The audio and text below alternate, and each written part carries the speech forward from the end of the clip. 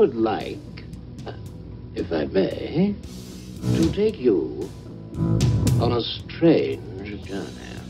Hello, everyone, and welcome to another edition of Real Estate Realities with the Rebel Broker. My name is Robert Whitelaw, and I am the Rebel Broker, licensed real estate broker in the state of California and member of the National Association of Realtors. But please, don't hold that against me. Welcome to another day, folks. It's Hump Week, of course, Wednesday, May 30th, 2017. Looking to make our way through the rest of the week. I hope you're charging along well.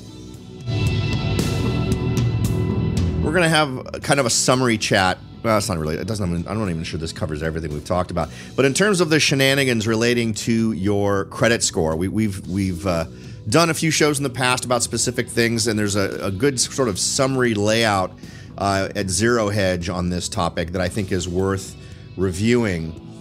The data is really tough to ignore now in terms of at least gauging the outcome. In terms of at least saying, you know, whether you agree or disagree with all of these various things that we've pointed to as a problem, you can absolutely simply look at the results and get an idea of the net outcome. And I don't think it's good. So we'll cover that, and maybe we'll do some other things today too. But I thought I'd jump into this first. Now, before we get into the topics today, as usual, I like to point out how to get in contact with me. Now, the best way to do it is through the website at www.therebelbroker.com. From there, you can click the contacts link in the menu bar and send along any ideas, suggestions, observations, or questions that you might have. And of course, you'll want to enter yourself into the drawing for a $50 Amazon gift card. That's right. It's a $50 Amazon gift card. It is my gift to the lucky winner to kind of compensate all of you for going to the trouble of supporting the show. And how do you do it? You go to the website, therebelbroker.com. You click on the big red button at the top of the page titled Take the Survey to Support the Show. You give the same email address both times you're asked, answer a few demographic questions, and you are done. You are entered to win that $50 Amazon gift card. The reason why we need to make sure that that email address you give is accurate is because that is how I will send you your winning, the winnings if you are the winner of the drawing. So make sure that that's a email address that I can reach you at so that I can send you your Amazon gift card.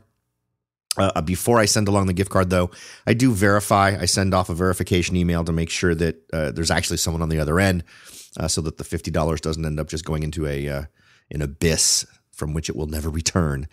And of course, you can also join the Rebel Underground.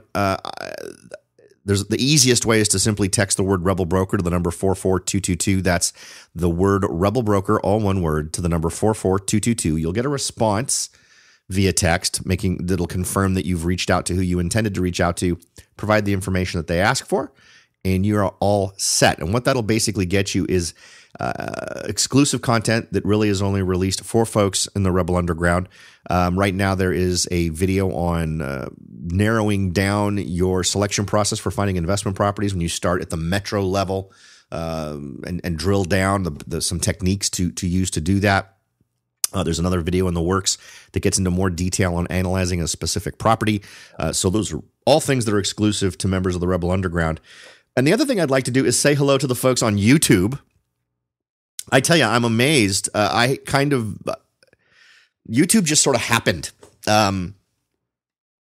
I get the most questions from folks on YouTube, which I think is super interesting considering all the various ways that we have to interact. And I'm seriously considering making some YouTube specific content just because I happened to look the other day and saw that there are, without me really doing anything, all I did was add YouTube to the site that distributes my podcast.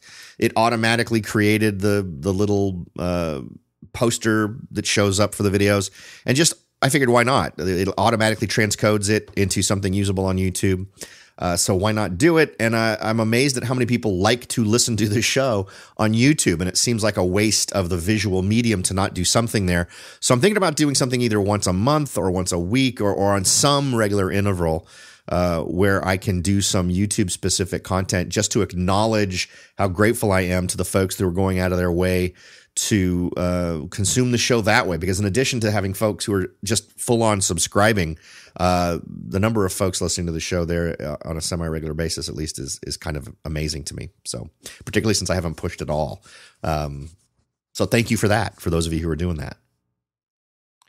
All right, so let's jump in. As you know, if you've been a long-time listener, and let me give you a quick update if you haven't been, we are seeing a return to a outcome-based philosophy that is the same as what we saw last time when we saw the big downturn. This idea that it's better to have more people borrowing regardless of their qualifications. And the last time we did it, we didn't change any of the underlying rules, really. We simply created things that sort of ignored them. Unstated income, right? Or stated income. All kinds of 110% loans, right? Everything was first you get qualified, and then if you would qualify based on kind of a fib, right, with stated income, and it was ridiculously easy to get loans. Now what we're doing is trying to achieve, and basically what that did was reach out to subprime lenders. It was a way to get loans into the hands of people who really weren't financially mature enough or financially stable enough to really get those loans. Now what we're seeing is what looks like a absolutely unabashed, open set of actions that are, instead of doing it on the other side, simply saying, well, we'll just make it look good by just letting you say what you think you're worth or what you're making. Instead, they're saying, all right, we're going to make you look good by artificially jacking up your credit rating. And we've covered a lot of different ways in which this has been happening in terms of things they're going to ignore that are negative on your credit report, things that are have nothing to do with real credit suddenly being given weight, all kinds of things like that. And we've been seeing the steady return of a lot of the lending instruments that scared us so much last time. 3% loans, 3.5% loans. Those are pretty much FHA loans. 2% loans, 1% loans. 0% loans, not just VA loans, but other loans that are all instruments that should scare you, because in all of those cases, those are folks who are underwater immediately. And now if we take into the context of that discussion, the idea that we talked about a few days ago, that property values actually went down 2.5% in San Francisco, or at least sales prices went down 2.5% in San Francisco. Now let's do a little quick math. What is 2.5% in San Francisco? Well, if we assume an average price of $1.2 million, 2.5% is $30,000 less than what it was worth before. That's the reduction in average sales price. Now, and look at all the numbers we've talked about from other areas, whether we're talking about New York, Miami, areas where we've talked about things slowing down. This is exactly what I was afraid of. And it means that if you bought 2 months ago in San Francisco and suddenly average sales prices are 2.5% lower, that property is now worth $30,000 less than what you paid for it immediately, right? Now, if this trend continues, and we will see if it's a trend, we'll see if this stuff continues to happen. This is a bizarre month for something like that to happen.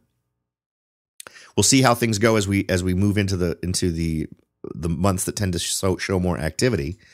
But you mix that now with a system that is designed to facilitate lending on the part of folks who otherwise would not be able to lend because they are subprime borrowers. They're not qualified either because they have too much debt or because they have shown a history of being unreliable in terms of paying their debts reliably. So let's go ahead and jump down here. Now, the article's titled "Millions of Americans Just Got an Artificial Boost to Their Credit Score." Let's see.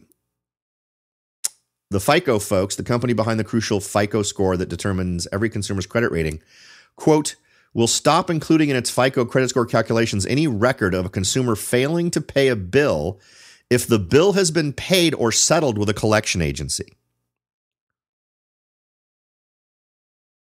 So, in other words, if you ended up not paying your bill and it had to be submitted to a collection agency, that now won't even show up on your credit rating.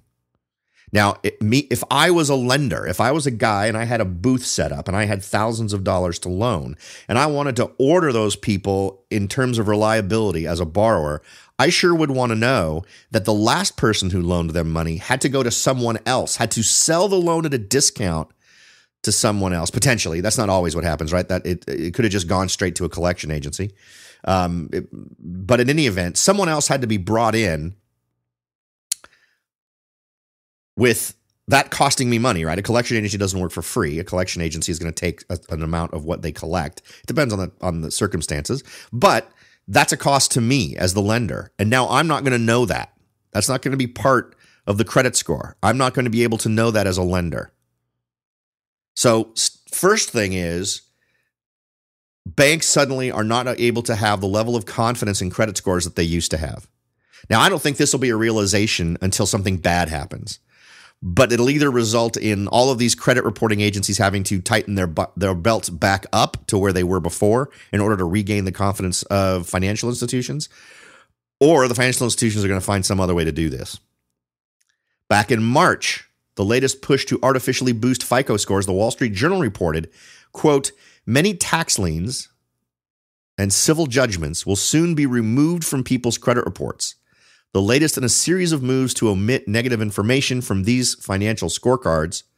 The development could help boost credit scores for millions of consumers, but could pose risks to lenders. Now, that's a quote from the Wall Street Journal that just happens to be presented in this article from the folks at Zero Hedge.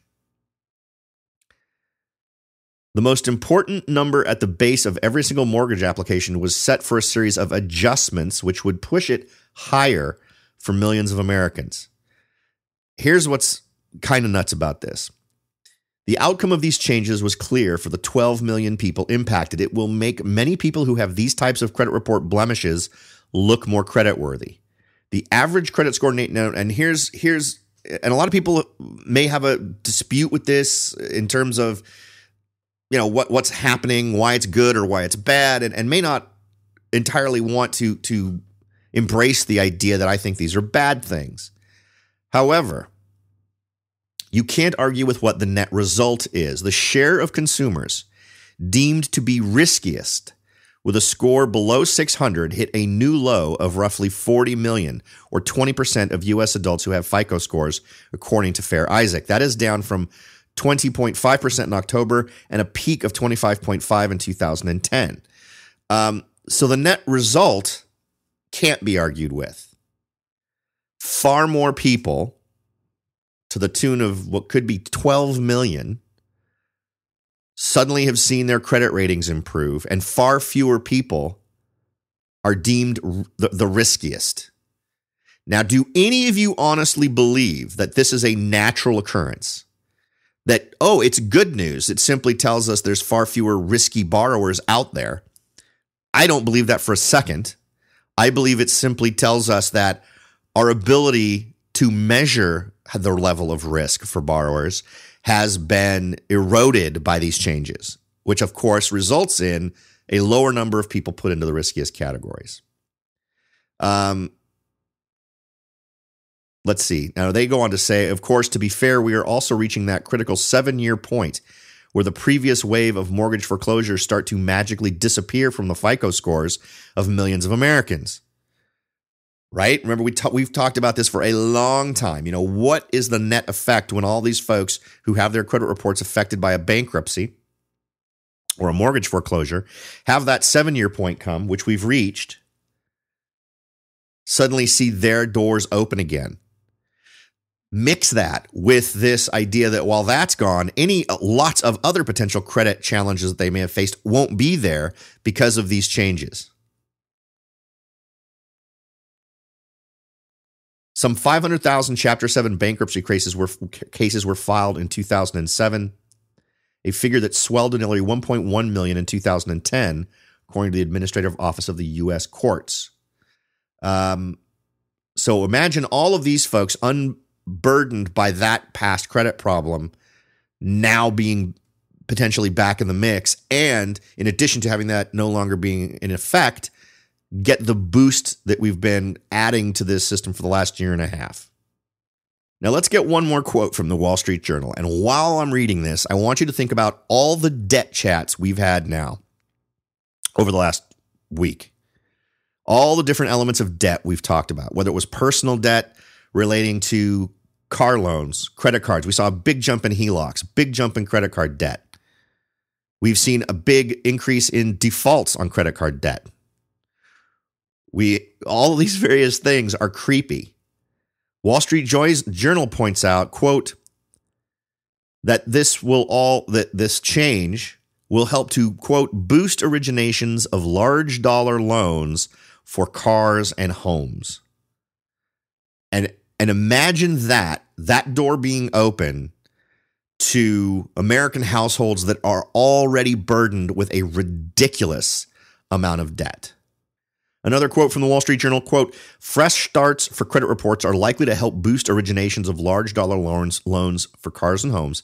Consumers have a greater chance of getting approved for financing if they apply for loans after negative events fall off their reports, in particular from large banks that have stuck to strict underwriting criteria, says Morgan Whitaker, who oversees consumer loan underwriting at Bank of America Corporation. Here's the sexy part. Credit card lending, already on the rise, could increase further as a result of fresh starts.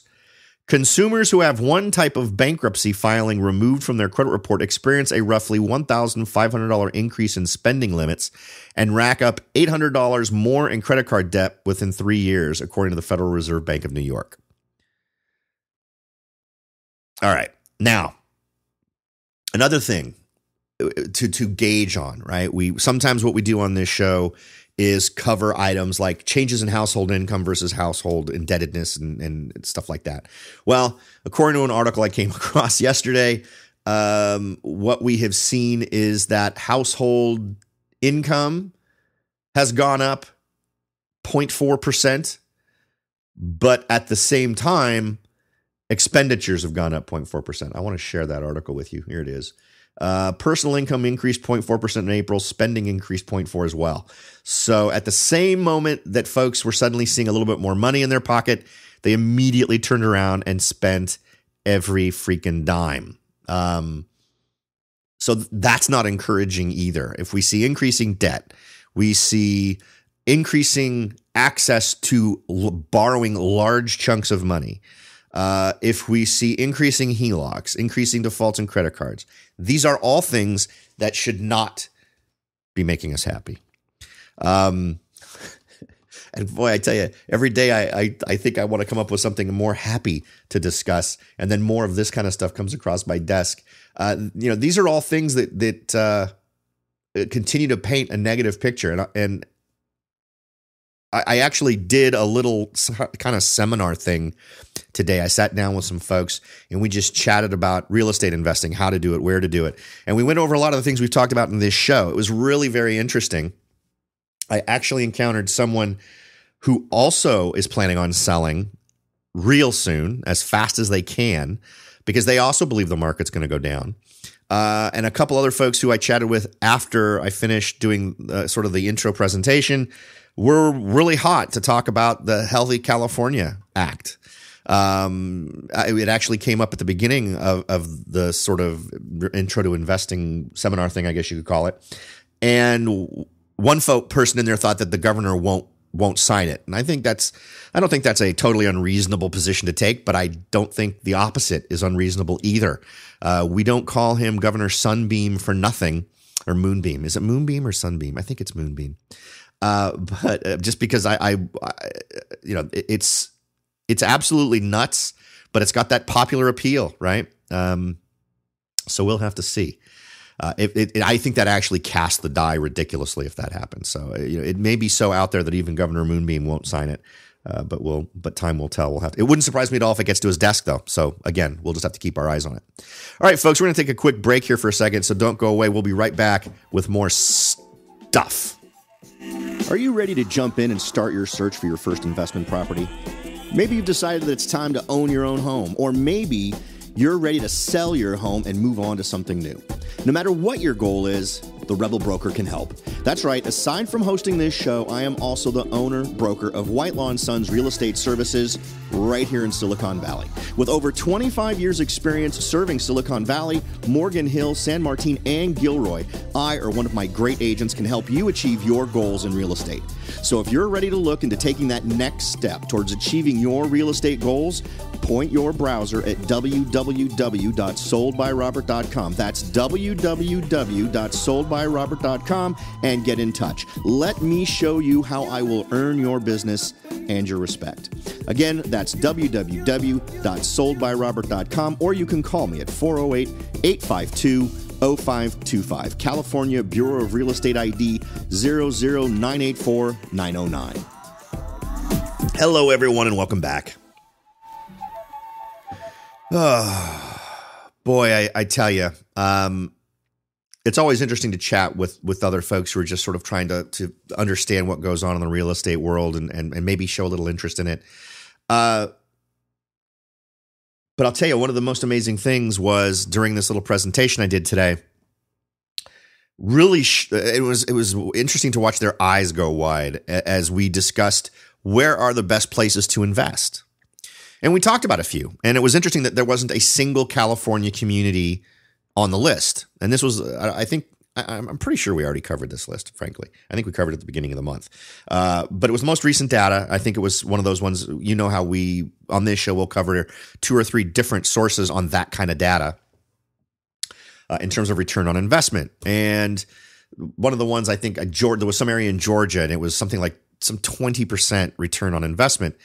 And in contrast, I wanted to show them the worst performers because I knew what would show up on that. And sure enough, there was Santa Clara County right there under the worst performers at 4.2%. And it kind of blew their minds. And I said, so what makes sense to you? Does it make sense to you to invest $1 million in one thing here and hope to make 4.2%? And we ran through a ton of different properties in Santa Clara County where not a single one of them would work in terms of purchasing it and renting, unless you put way more than 20% down. Why would you do that when you could take that $1 million and invest it in 10 other properties in a place like in some of these places in Georgia where you would make 20%, 15 to 20% on your investment? It's just idiotic, right? So, and so much of what gets pushed out there as, wow, here's the best places to go gets phrased as California. Now, and maybe that's true on a kind of a bizarre cyclical level where you can buy a property in California, and if you wait long enough, it could potentially be worth a whole lot. But if you're looking for something to generate cash flow on a month-to-month basis, this ain't the place to be unless you purchased something a decade ago or 5 years ago. So, but it was interesting, and it very much surprised them. They all, I wish I had thought to do this ahead of time before I showed them the data. Tell me what you think will be the top 5 communities in the country for you to invest to get the best return on your dollar. And I'm willing to bet that they would have said places like San Francisco, San Jose, Sunnyvale, those types of things. So in other news, given all of the things we've talked about, whether we're talking about low volume of sales but high prices, right? This whole complete imbalance between supply and demand. Case Shiller points out that home prices jumped nearly 6% in March, sitting at a 33-month high. And boy, I tell you, that is just an amazing stat that for the course of 33 months, we're seeing these high points in terms of property values. The index put out by CoreLogic and S&P Dow Jones indices increased 5.8% annually in March. This is an increase from the previous month annual gain of 5.7%. The 10-city composite and the 20-city composite indices both increased annually 5.2 and 5.9 respectively. Quote, home prices continue rising with the S&P CoreLogic Case-Shiller National Index up 5.8% in the year ended March, the fastest pace in almost 3 years. Where there is some regional variation, prices are rising across the U.S. So this isn't even something that we can point to and say, well, it's happening here or it's happening there. It's happening everywhere, just at varying degrees. Now, Seattle, Portland, and Dallas reported the highest annual increases. So here in California, we've started to see that that slowdown happening. In March, Seattle home prices increased 12.3% annually. Portland increased 9.2%, and Dallas increased 8.6%. Sales of both new and existing homes, housing starts on the National Association of Home Builders Sentiment Index are all trending higher. Again, we talked about that, but what did we discover? That the actions that would go along with that optimism are not being taken. So that's kind of an interesting thing to know. And the bottom line is we've been right. Whenever we've seen these peaks in the National Association of Home Buyers, we haven't seen it accompanied when we haven't noted also these other things, permits, architectural billings, sales of wood, lumber, that type of stuff. When we haven't seen that, we don't end up seeing this boost in building that people are saying we should see based on this National Association of Home Builders confidence rating. We only see that, and the last time we called it here was when we were talking about construction that was supposed to be coming online earlier this year, which did, but it was also preceded by these other things, by increases in permits, by increases in starts, and all these other types of things that logically have to happen before a home gets built. Quote, people are staying in their homes longer than selling and trading up, he said. If mortgage rates currently near 4% rise further, this could deter more people from selling and keep pressure on inventories and prices. While prices cannot rise indefinitely, there is no way to tell when rising prices and mortgage rates will force a slowdown in housing. That was from, what's this guy's name? Blitzer? And I believe he's with the National Association of Home Builders. So just additional data there to kind of throw into the fire and see what size flames we end up with. Finally, there was an article that came out a little while ago that I've sort of been holding out for a time when I've got just a few extra minutes at the end of a show to cover. It's from Realty Times, 3 things home buyers should never do, and I thought I'd run through them. A lot of them are right in line with the kinds of warnings that we share here on the show, but a couple of them are a little bit goofy. They've got their main points, but they've got these bullet points that I think are actually good too. Buyers who begin home ownership out of their financial depth are not on the path to success or happiness. Sticking to your budget is not losing out, but progressing sanely. Absolutely, amazingly, totally correct. And not something I hear from a lot of real estate professionals. A lot of those real estate professionals will sell you on the idea of maximizing your leverage. Money has never been cheaper. You'll hear all these kinds of sentences to convince you to buy at the absolute maximum of your approval rating. Don't do it. If you can get a house that you will be happy with and you can buy it in a neighborhood you want to live in and it's got what you need and it's going to be $100,000 below your maximum potential purchase price because you've been approved to that level, buy the cheaper house, for God's sake. Why do that to yourself? Why ruin your monthly cash flow by an additional $100,000 worth of borrowed money? Don't do it. Why burden yourself with an additional down payments that is likely going to be $20,000, right? Because it's 20% down. And if you have to come up with another $20,000, that's $20,000 you can keep in your pocket and do something else with. Maybe buy an investment property. So do that. Don't, why do it? Be sane.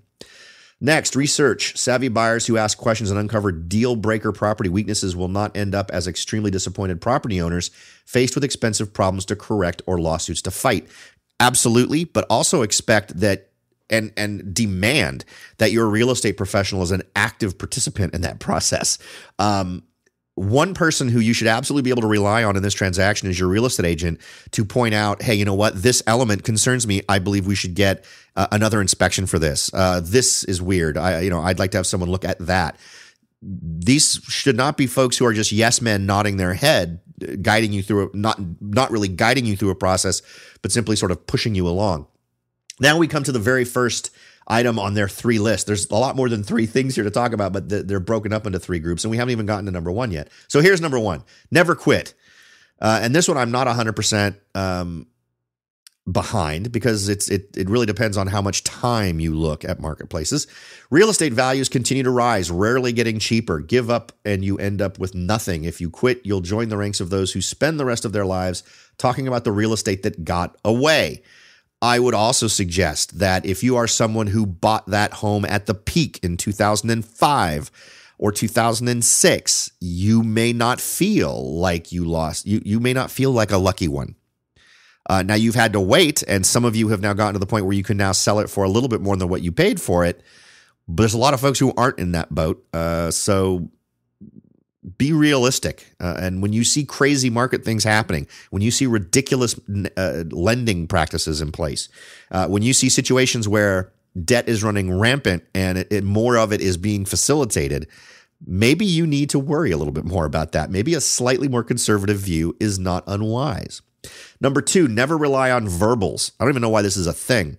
Anyone who relies on verbals in real estate is a boob. However, that whole "my word is oak" thing can also come in and bite you in the butt if you really trust someone. And I'm sure that we're not talking about anything of actual significance. We're not talking about going into actual verbal. You can't go into verbal contract on the purchase of a home. However, anything that gets talked about ought to be documented within the contract, either through the original offer that you write, taking into account all the things you were verbally told, or through an addendum that gets added. Now, this particular person writing this article goes on to say, verbal assurances from sellers, home inspectors, or real estate professionals are worth the paper they are printed on. In real estate, it's what's on paper that counts, what you can rove indisputably in a disagreement or in court, or prove. They forgot to put the P in there. Absolutely true. Don't ever let any of these things go undocumented, particularly as it relates to the seller telling you something about the house. Well, make sure that that's disclosed either in the disclosures they're required to give you, or that you restate it in the contract and it's understood that that is, in fact, the case. Number 3 on their list, never think the work is over once the offer is accepted. Yeah. I wish this was tattooed on every real estate agent's head, because this is actually something that buyers should have to think about less and real estate agents should have to think about more. Nothing is worse than the pretty standard operating procedure of real estate agents disappearing once things get into escrow, and then just completely relying on either an escrow coordinator or some other quote unquote team member to take care of this part, which is the most important part. Negotiating that contract is important. Obviously, I think you could almost make an argument that the negotiation process is at least equal to this. But the escrow process is ridiculously important. In order for you to protect the interest of your client, whether you are working with the buyer or the seller, this has got to get done right. So you need to go through and make sure everything gets done on time. A contract is a series of promises that X, Y, and Z will happen at time A, B, and C. And when they don't, you are out of contract. and sadly, in the world of real estate, agents seem to just wink and nudge at each other when it comes to actual dates to sign off on things. You'd be amazed how many agents are surprised when it comes to the time to release inspection contingencies and I ask them to actually do it. And that's just it just boggles my mind. So as the buyer, make sure you're tracking this process along. Ask your agent, do you have a system set up that allows me to track the progress of all of the elements of the contract? Now, I happen to have something I use called Recio that lets you do that. It lets you enter all the stuff that needs to happen in relating to a contract. It gives it a date and it assigns it as an action item to one party or the other. And my folks, whether they're the buyers or sellers, can access that portal day or night, so they know the status of everything. I think that kind of thing is awesome to have for clients, and it eliminates those panic-ridden moments when they're not really sure what was supposed to happen on Monday, if anything. So I hope that was helpful for you. The other thing I'd say is that things go wrong. And it's not about blaming folks one way or another. It's not about getting upset. It's simply about keeping your eye on the prize, which is whatever your ultimate goal is, and navigating these things in such a way that you achieve your goal. Your real estate agent should be the primary person for taking care of this. I am a little bit of an anal retentive guy. I tend to have a backup plan from my backup plan in case certain things go wrong. And I listen to my little voice. When my little voice tells me, when I represent the seller, that this buyer's loan isn't going to go through, I do things to try and make sure that we're still going to move forward, whether that means talking to their agent and saying, you might want to talk to this lender. I'm getting bad vibes off of your lender. If they ignore me, that means I'm getting a backup offer from somebody in that time frame, and it might mean I need to continue marketing the property in a way to draw in those backup offers. And I have to watch out for my client's interests, and you should expect that from your agent as well. Okay, folks, that's about it. I hope it has been useful for you to hear some of this information today. I know some of it's just nightmare fuel, and I get it, and I'm sorry. On the upside, hey, your house is worth more today than it was a month ago, most likely. So I guess that's good news. Sell it quick, maybe is the suggestion to make. And maybe I'm completely wrong. Maybe this will all be wonderful, and home prices will continue to rise for another decade, and everyone will simply laugh at me when nothing bad happens from all of these things. I guess that's kind of a happy thought. All right, folks, thanks again for listening. I'll talk to you all next time.